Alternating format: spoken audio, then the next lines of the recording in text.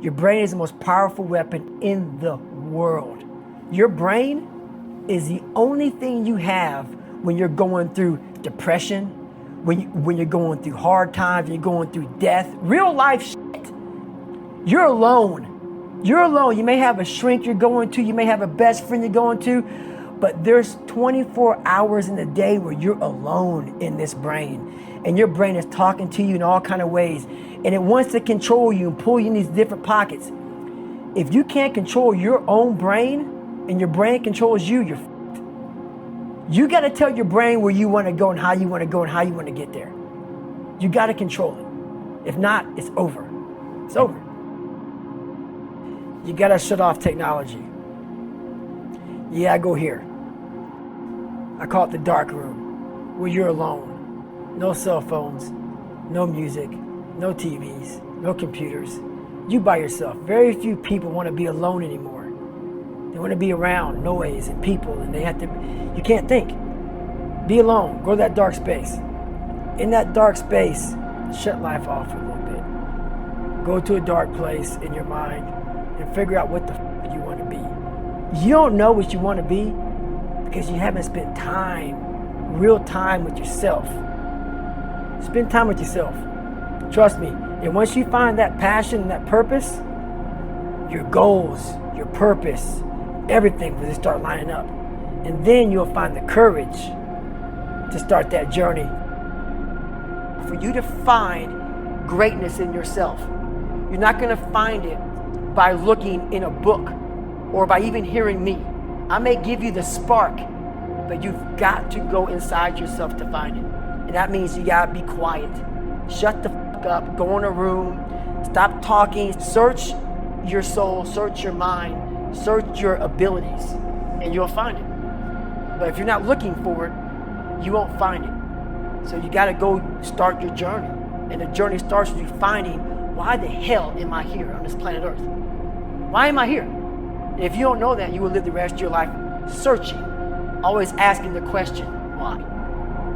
The most important conversation you will ever have in your life is the one you have with yourself. You wake up with it, you walk around with it, you go to bed with it. Eventually, you're going to act on it.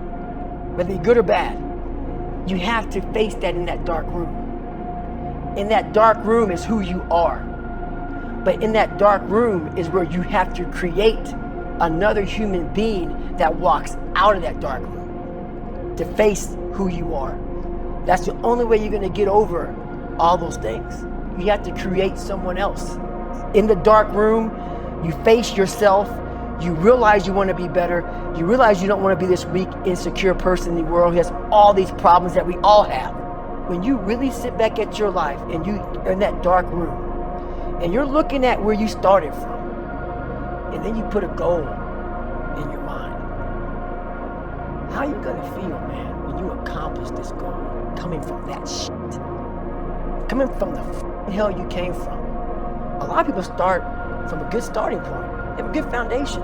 What if you can surpass all of these motherfuckers? What if everybody who was way up here started up here, and you started with no legs. You had to grow legs to even start walking, and then crawling, and then running, and then you start passing people with all this given to them. I had to use all this negative shit that was making me weak and horrible as a person. I had to use this as the power that now fueled me. I had to flip it on its head and say, hold up. This might be exactly what I need. The darkness is exactly what I need. It's how you look at your situation. So many people that have the ability and just refuse to get off that couch. Refuse to study a few more hours. Refuse to go deeper, to go further. And that's where I gain the advantage. It's so easy to be great nowadays, my friend, because most people are weak. Most people don't want to go to that extra mile. Most people don't want to find that extra because it sucks. It's miserable. It's lonely. Hard times create hard men. Hard men create soft times. Soft times create soft men. Soft men create hard times. We are now around soft men and hard times. You can't be weak. And in this country, being weak is thought of as a virtue. Jordan Peterson has a really interesting way of looking at this, and he said it to me once, and it made a lot of sense. He said, people think that you should be weak and you should be docile, and then you should be a pacifist. He goes, no, you should be a monster.